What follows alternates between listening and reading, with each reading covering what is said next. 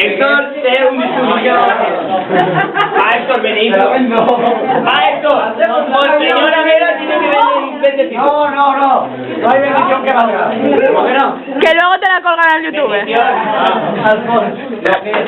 Yo creo que entonces no sé qué nos propone YouTube saber nada. Pero lo más importante, La pregunta más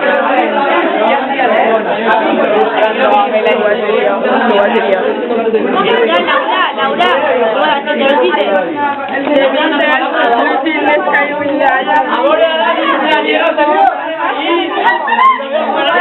Ahora los cumpleañeros que digan su opinión sobre los regalos.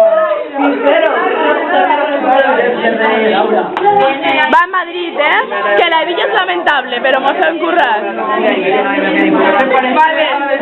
Pues he sabido usar el Photoshop porque tengo una foto que dice joder.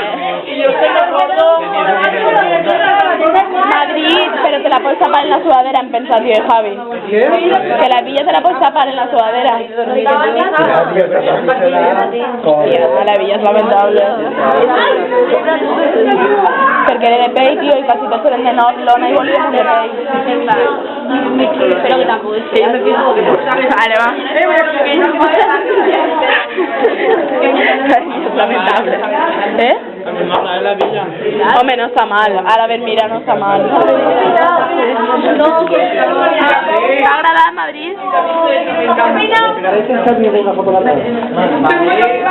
agradat? T'ha agradat? El regalo de la colla? Sí, TVV, hòstia. ¿Quién es él?